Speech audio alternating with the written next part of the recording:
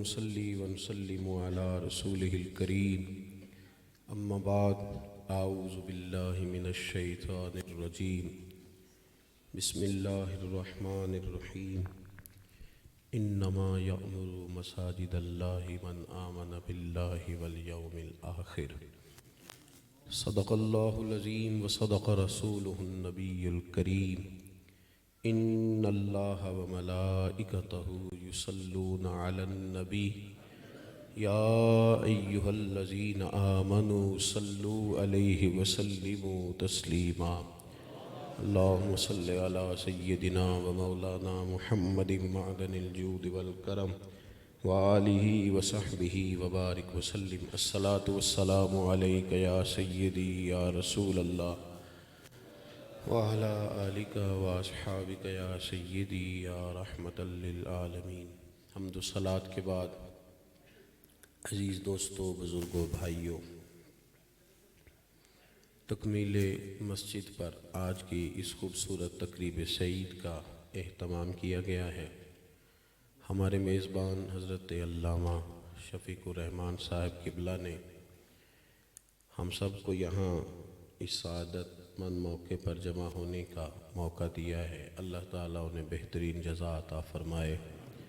آپ دیکھ رہے ہیں کہ اکابرین کی ایک بڑی تعداد جلوہ فراز ہے، بالخصوص عالی مرتبت حضرت قبلہ شیخ پروفیسر مفتی منیب الرحمن صاحب، ہمارے اہل سنت کے مدارس کی ترجمانی سربراہی، افکار و نظریات کی خوبصورت ترجمانی اللہ تبارک و تعالیٰ نے انہیں عطا فرمائی ہے۔ اللہ کریم کی بارگاہ میں دعا ہے کہ اللہ تعالیٰ صحت کے ساتھ، عافیت کے ساتھ اور بہت ساری قوتوں کے ساتھ اللہ ان کی مدد فرمائے۔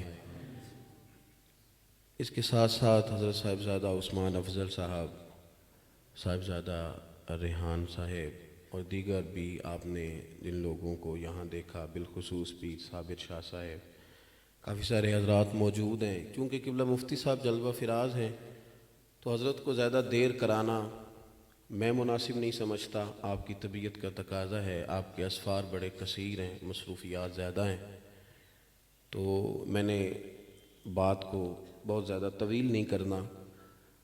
اللہ تعالیٰ نے قرآن مجید میں فرمایا ہے کہ انما یأمر مساجد اللہ من آمن باللہ والیوم الآخر، فرمایا اللہ کی مسجدوں کو وہی لوگ آباد کرتے ہیں جو اللہ پر اور آخرت پر ایمان رکھتے ہیں۔ مسجد جو ہوتی ہے نا، اس کی تعمیر، اس کی تزئین و آرائش، اس کے ساتھ تعاون، یہ ساری باتیں بڑی خوب ہیں، اس کی بڑی فضیلت ہے۔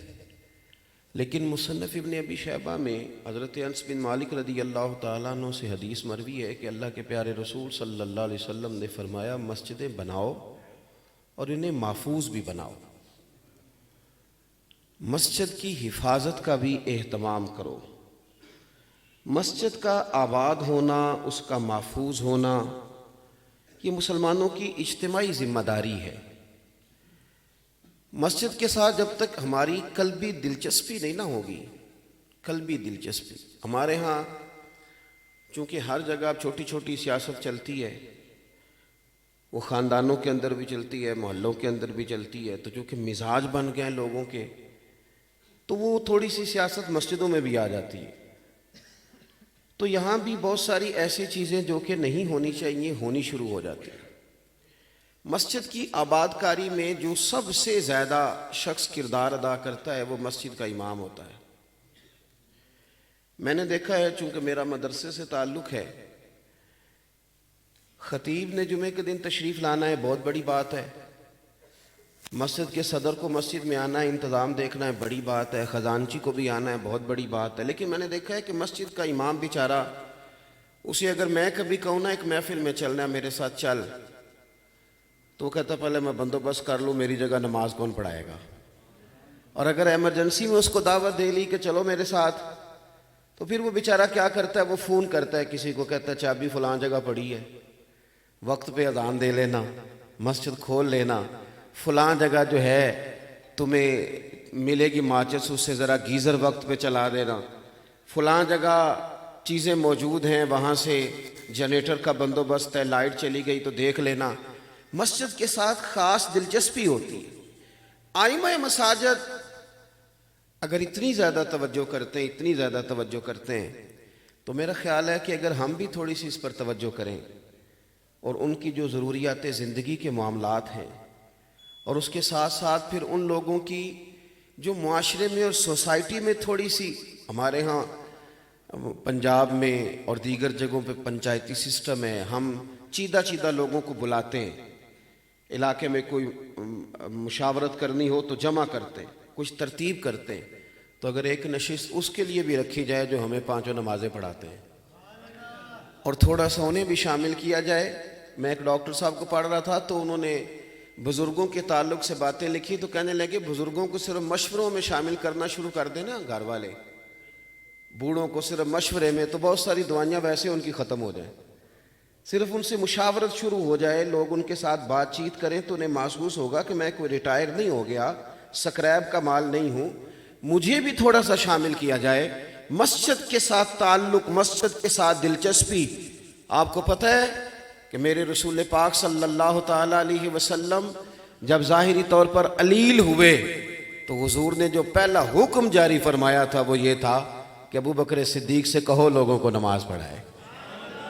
حضور صلح کے لیے تشریف لے جا رہے ہیں، صلح کے لیے تشریف لے جا رہے ہیں، اور لگ یوں رہا ہے کہ نماز عصر میں لوٹتے ہوئے دیر ہو جائے گی، تو حضور تاکید کر رہے ہیں کہ اگر میں دیر سے آیا تو ابو بکر صدیق سے یا کسی سے کہنا کہ نماز پڑھا لے۔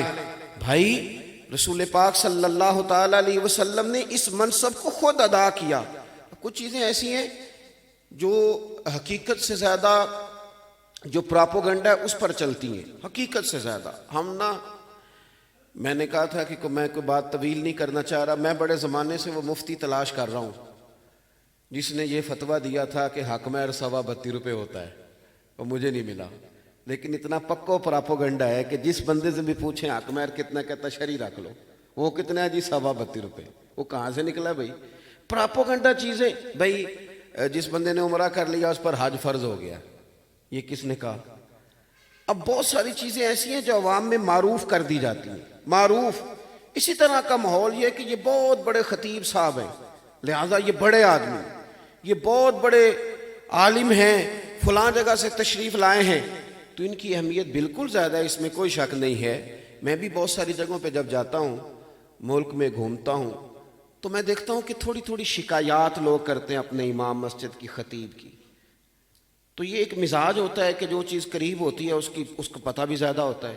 تو میں ان سے کئی دفعہ کہتا ہوں میں دور سے آیا ہوں تو میری کمزوریوں کا آپ کو پتہ نہیں ہے، زیادہ وقت آپ کے ساتھ رہوں گا تو شاید آپ پہ کھل جائیں وہ ساری چیزیں۔ خدا کے بندے میں آیا ہوں، 1 گھنٹہ بات کروں گا چلا جاؤں گا، لیکن آپ کی جتنی مذہبی ضروریات ہیں وہ آپ کے امام کے ساتھ وابستہ ہیں، آپ کے خطیب کے ساتھ وابستہ ہیں۔ آپ تھوڑی نرمی دیں رویوں میں، ایسا تھوڑی کہہ رہے ہیں کہ وہ فرشتے ہیں، آپ تھوڑی نرمی دیں۔ رسول کریم صلی اللہ تعالی علیہ وسلم ذوق کے ساتھ لوگوں کو تیار کرتے، اور یہ نماز پڑھانا مسجد کے اندر اتنا بڑا کام ہے کہ اللہ کے محبوب نے خود 5 نمازوں کی امامت فرمائی ہے۔ اور پھر جو لوگ مسجد کے ساتھ نا وابستگی ضروری ہے۔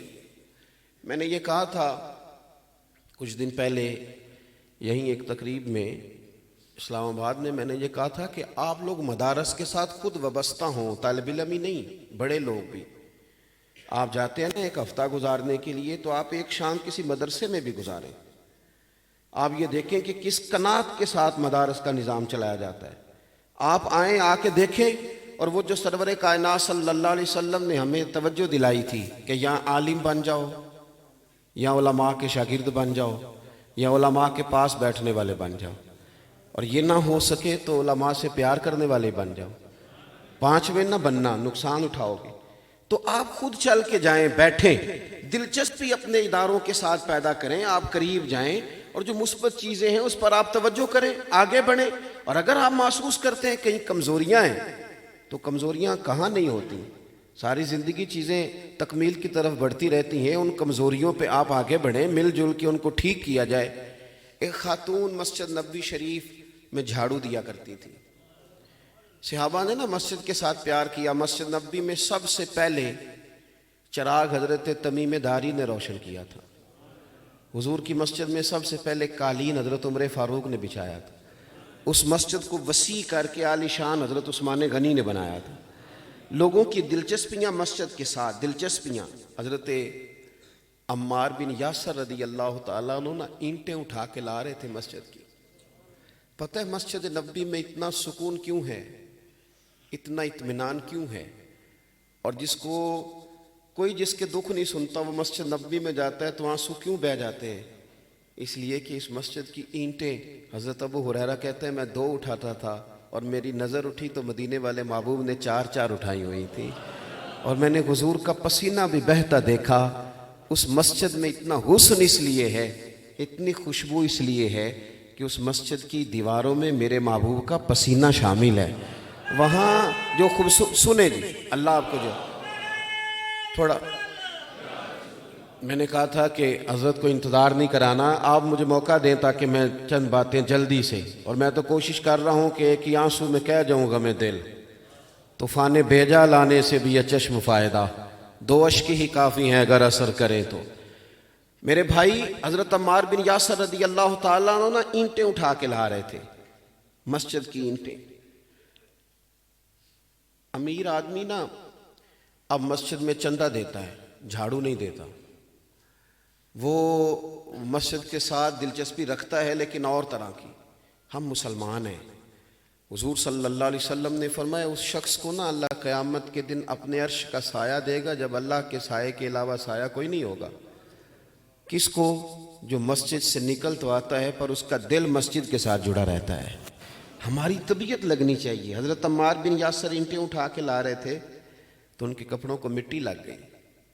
تو مولا کائنات شیر خدا حضرت علی المرتضیٰ رضی اللہ تعالیٰ عنہ فرماتے میں نے دیکھا حضور آگے بڑھے. یعنی یہ کتنا کو حسین کام ہے اور اس کے اندر کتنی کو جاذبیت ہے اور کتنی حضور کی دلچسپیاں وابستہ ہیں کہ سرکار آگے بڑھے اور ان کے کپڑوں کو مٹی لگی ہوئی تھی تو حضور نے دست مبارک سے مٹی کو جھاڑنا شروع کر دیا. حضور نے مٹی کو جھاڑا کہ یہ آدمی مسجد کی ڈیوٹی کرتا ہے. یہ آپ اندازہ کریں کہ مسجد کے خادم کا کتنا درجہ ہے, جو جھاڑو دیتا ہے اس کا کتنا مقام. وہ جو صوفیاء کے ماننے والے اور تلقین کرنے والے تصوف کی, انہیں سبق دے گئے بابا فرید, فرمانے لگے اٹھ فریدہ ستیا تے جھاڑو دے مسیت, تو ستیں رب جاگدا تیری ڈاڈے نال پرید. آ مسجد میں آ کے جھاڑو دے, تو سویا ہوا ہے اور وقت ہو گیا فجر کی اذان, اٹھ مسجد میں جھاڑو دے. اور بابا صاحب کے حالات میں لکھا ہے کوئی شخص کہتا تھا نا میں بے سکون رہتا ہوں, تو بابا صاحب اس کو جھاڑو دیتے تھے, کہتے تھے کہیں مسجد نظر آئے تو جھاڑو دیا کر, اللہ تیرے دل کو سکون عطا فرمائے گا. مسجد میں جھاڑو دیا کر. ایک خاتون مسجد شریف میں جھاڑو دیتی تھی, بیمار ہو گئی, بڑی نصیبوں والی تھی. رسول کریم علیہ السلام تیمارداری کے لیے تشریف لے گئے. حضور نے تیمارداری فرمائی. کریم محبوب صلی اللہ علیہ وسلم نے صحابہ سے فرمایا کہ اگر اس کا انتقال ہوتا ہے تو مجھے خبر دینا. رات کو انتقال ہو گیا. حضور کے آرام میں خلل نہ آئے, لوگوں نے رات کو ہی نماز جنازہ کے بعد تدفین کر دی. او میرے بھائیوں, مسجد میں جھاڑو دینا. ایک وہ ہے جس نے بہت خرچ کر کے مسجد بنائی, ایک وہ ہے جس نے اس کی تزئین و آرائش میں کام کیا, ایک وہ ہے جو جھاڑو دیتا ہے. خاتون جھاڑو دیتی ہے, رات کو تدفین کر دی.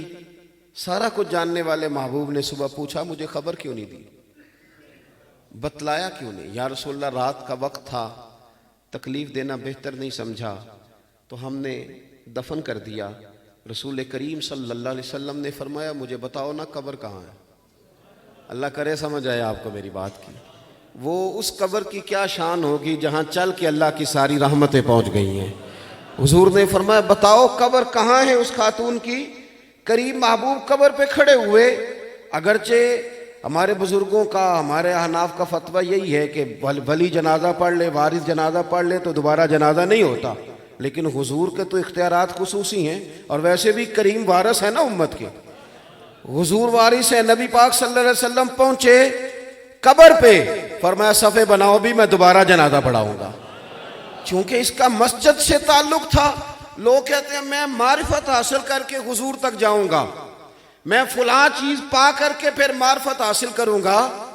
تو مسجد میں اخلاص سے جھاڑو دیا کر, تجھے مدینے والے محبوب کا قرب نصیب ہو جائے گا, اور حضور تیری قبر نور تک پہنچیں گے اگر تو مسجد کے ساتھ وابستہ ہے. بڑے سفر ہوتے ہیں ہمارے. اب تو میرے جیسے لوگوں کے بھی لکھا جاتا ہے کہ چوتھی جگہ حاضری, پانچویں جگہ آج حاضری. تو ان آجزانہ تفاخر والے جملوں میں بڑا کچھ پایا جاتا ہے. تو کئیوں سے میں کہہ دیتا ہوں کہ مہربانی کریں, روز حاضریاں نہ دیں, اپنی مسجد میں بھی تو تھوڑا بیٹھے نا, وہاں بھی تو تشریف رکھے نا. کسی نے آپ سے بات پوچھنے آنا ہے, کسی نے آپ کی خدمت میں آنا ہے, وہاں بھی کو 2 دن کا وقت گزاریں. مسجد ہی خانقاہ کی سرپرستی کرتی ہے, مسجد ہی مدرسہ بناتی ہے, مسجد ہی کے ساتھ لوگ وابستہ ہوتے ہیں, وہی لوگوں کے ساری قلبی اور روحانی تسکین کا سامان ہوتا ہے. میری آپ سے گزارش ہے کہ چندے کی حد تک ہی نہیں, آپ دلی طور پہ مسجد کے ساتھ وابستہ ہوں, مسجد میں چل کے آئیں, مسجد کے ساتھ اپنا شوق بڑھائیں. ایک قبیلہ تھا, دور رہتے تھے, تو ان کا خیال ہوا کہ مسجد کے قریب گھر لے لیں.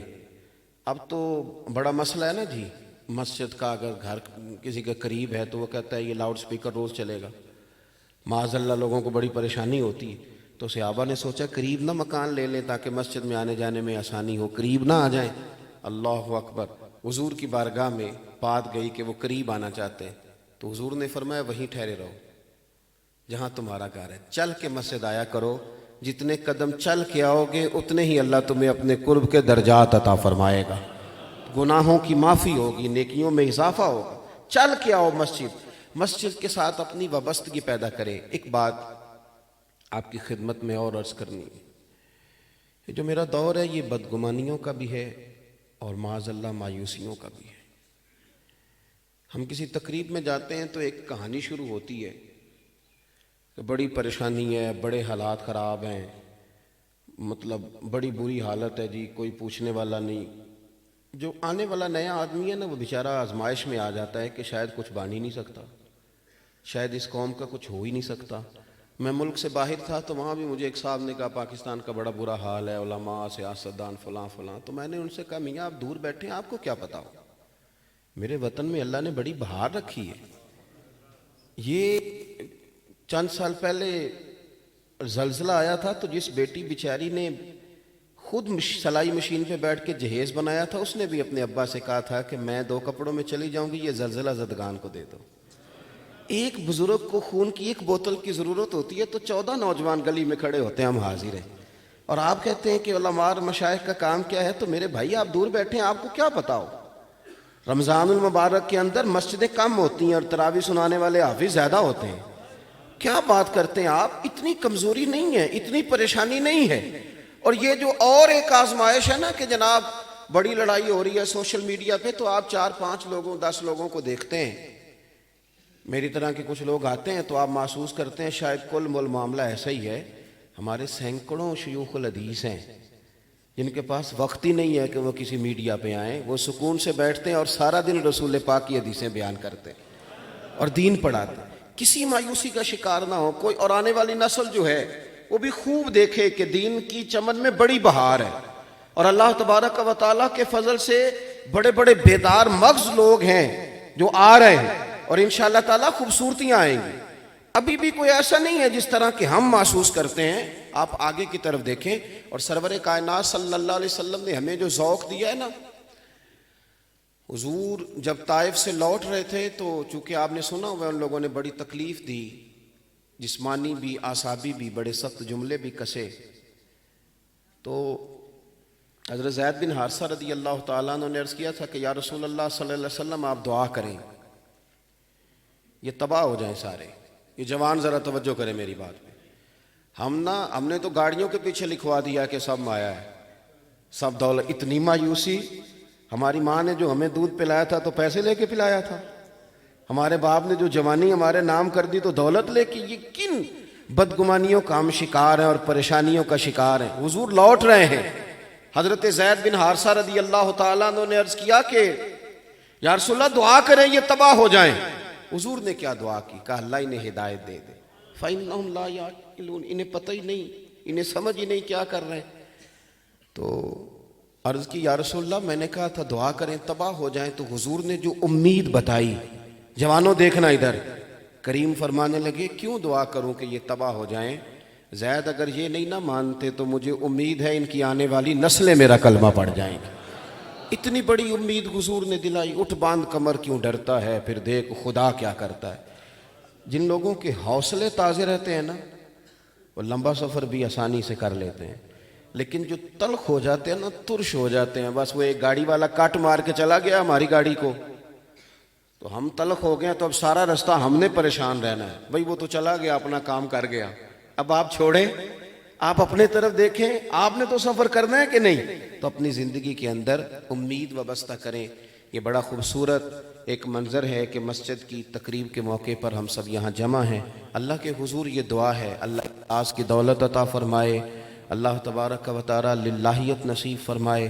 ہم جو جانتے ہیں، جو کہتے ہیں، جو سمجھتے ہیں، اللہ تبارک و تعالی اس پر ہمیں عمل کی بھی توفیق عطا فرمائے. ہمیشہ مدحت خیر الانام میں گزرے. دعا ہے یہ عمر درود و سلام میں گزرے. آخر دعویٰ ان الحمدللہ رب العالمین.